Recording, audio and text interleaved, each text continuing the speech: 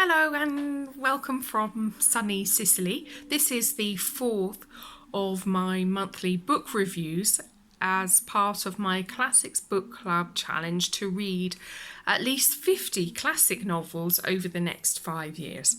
This month, April 2019, I've read Persuasion by Jane Austen.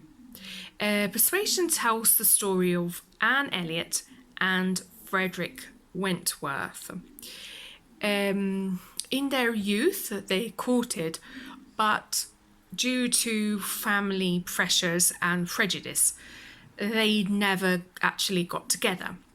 Then, 7 years later, when Frederick is now naval captain Wentworth, their paths cross again and their relationship is rekindled. But you know how it is when you're waiting for a bus and you've been waiting for a long time and no bus comes along and then two come at once.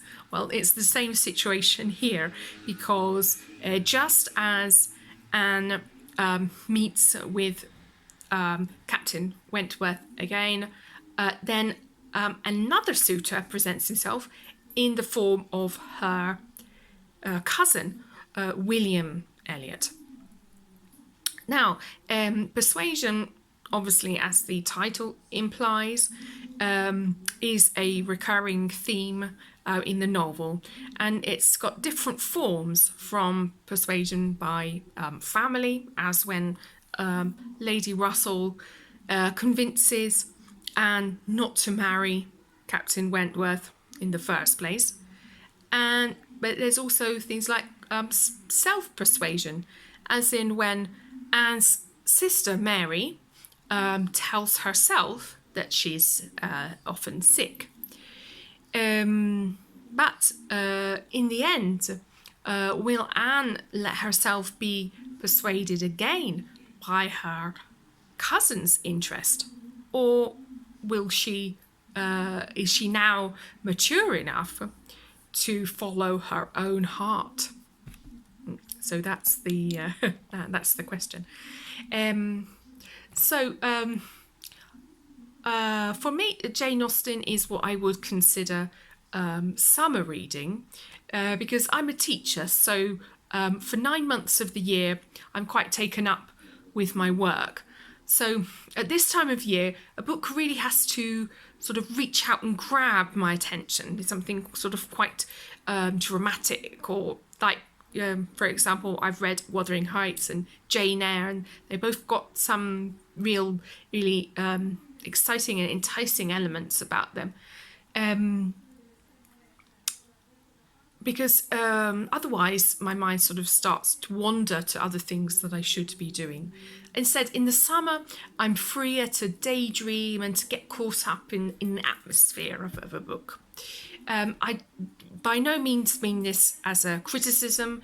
In fact, for me, the best part of Jane Austen's work is her understatement and her subtlety, which for me is very English.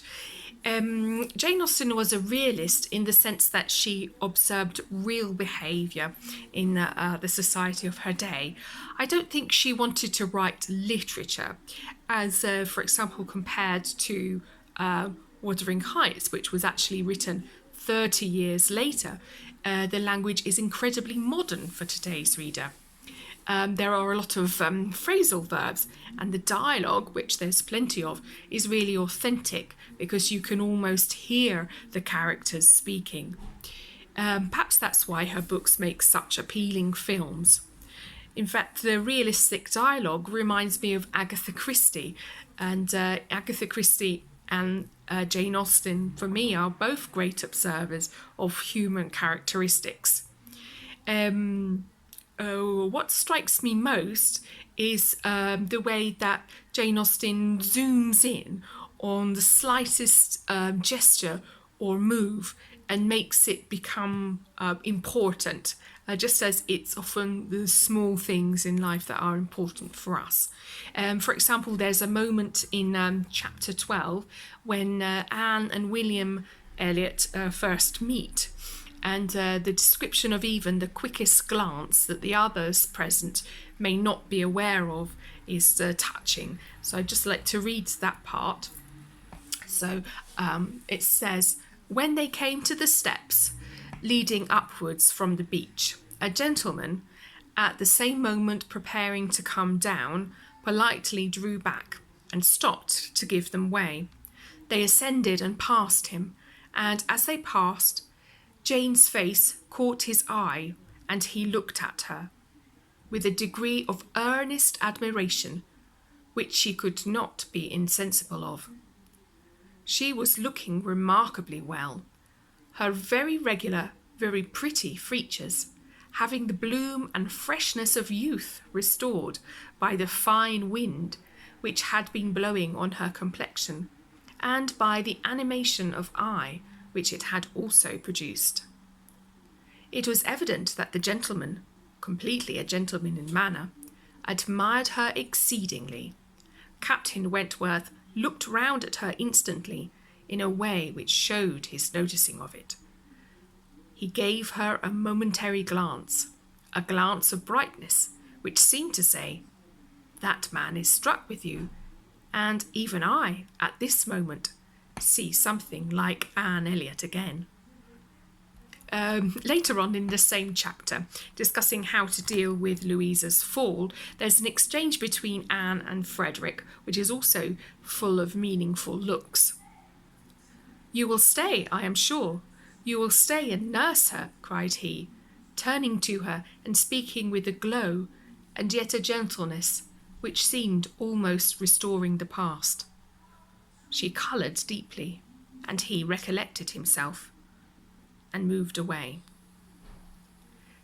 I love the description of William Elliott's emotions in chapter 15 here, when he is introduced to Anne by her father, Sir Walter, who is unaware that they are already acquainted.